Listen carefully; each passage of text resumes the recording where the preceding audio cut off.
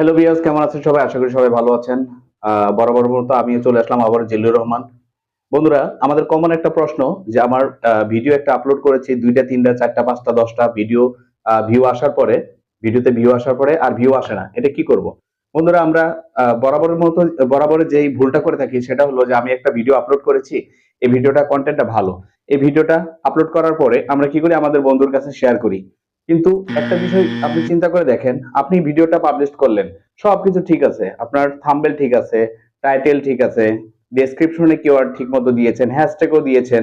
হ্যাঁ, আপনার যে ট্যাগ সুন্দরভাবে ইউজ করেছেন। কিন্তু একটা প্রবলেম যে আপনি কি করলেন? প্রথম অবস্থায় একটা ইউটিউব চ্যানেল ক্রিয়েট করলেন। করার পরে ভালো একটা কনটেন্ট আপলোড করলেন। ভালো সুন্দর মতো একটা ভিডিও আপলোড করলেন।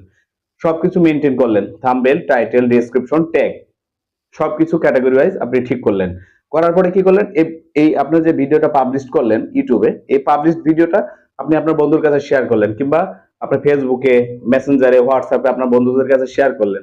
দেখেন, আপনি আপনার ভিডিওটা বিশ্বাসের উপরে ডিপেন্ড করে আপনি আপনার বন্ধুর কাছে শেয়ার করছেন। কিন্তু সেই ভিডিওটা যদি আপনার বন্ধু না দেখে, তাহলে এখানে ইউটিউব বুঝবে যে আপনি এটার ভিতরে থার্ড পার্টিতে কোথাও কোনো আপনি কাজ চালাচ্ছেন। থার্ড পার্টি থেকে আপনি এই ভিডিও ভিউ কিংবা ওয়াচ টাইম সাবস্ক্রাইবার আনার চেষ্টা করতেছেন। ইউটিউব থেকে কিন্তু এগুলা এলাও করে না। যে কারণে সবসময় একটা জিনিস চিন্তা করবেন যে আপনি ভিডিও আপলোড করেছেন ইউটিউবে ফেসবুক, ইউটিউবের আপনার যে ভিউয়াররা আছে ভিডিও কখনো শেয়ার করবেন না।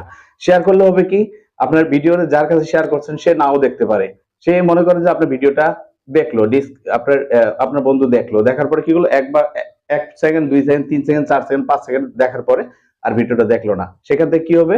আপনার ইমপ্রেসিং যে মার্ক আছে, ইমপ্রেসিং যে একটা ইয়ে আছে সেখান থেকে আপনি কমে যাবেন। সেখান থেকে আপনার ইমপ্রেসিং মার্কটা কমে যাবে। মনে করেন আপনি র‍্যাংক করছেন। র‍্যাংক করার পর আপনার বন্ধু আরেকজনে দেখলো না। একজনে দেখছে, আরেকজনে দেখছে না। সেখান থেকে আপনার ভিডিওর র‍্যাংকটা কমে যাবে, অটোমেটিক কমে যাবে। এখান থেকে হয় কি? আপনার চ্যানেলটা, আপনার এই যে এই ভিডিওটা এটা ফ্রিজ হয়ে যাবে। আপনার ভিডিও ফ্রিজ হবে। যেমন আপনি একটা গ্লাসে যদি পানি ঢালেন, সে পানির গ্লাসটা যদি আপনি ফ্রিজে রেখে দেন, সে গ্লাসের পানিটা কি হবে? জমে যাবে।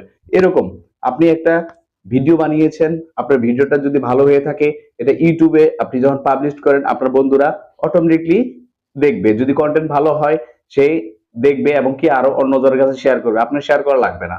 এজন্য আমি বলবো, যদি কোনো ভিডিও ইউটিউবে আপলোড করে থাকেন, কন্টেন্ট আপলোড করে থাকেন, ভালো ভিডিও আপলোড করে থাকেন, এটা শেয়ার করা লাগবে না। আপনার অটোমেটিকলি ইউটিউব এখান থেকে আপনার ভিডিওটা পাবলিশ করবে। এবং কি এর সাথে গুরুত্ব দিবেন যে বিষয়টা, আপনার ভিডিওতে থাম্বনেল সুন্দর মতো আপনার থাম্বনেলটা আপনি অ্যাড করবেন। সুন্দর মতো থাম্বনেলটা মেক করবেন। আপনার টাইটেল আপনার থাম্বনেলের সাথে সামঞ্জস্য রেখে টাইটেলটা করবেন।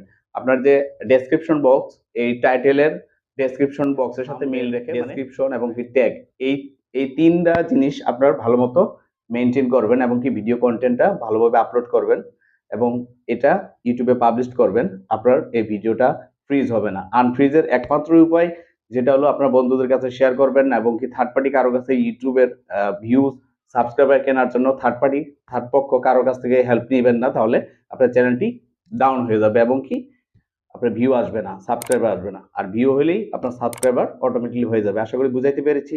যদি ভিডিওটি ভালো লেগে থাকে অবশ্যই চ্যানেলটি সাবস্ক্রাইব করবেন, লাইক, কমেন্টস করে আমার পাশে থাকবেন। আসসালামু আলাইকুম।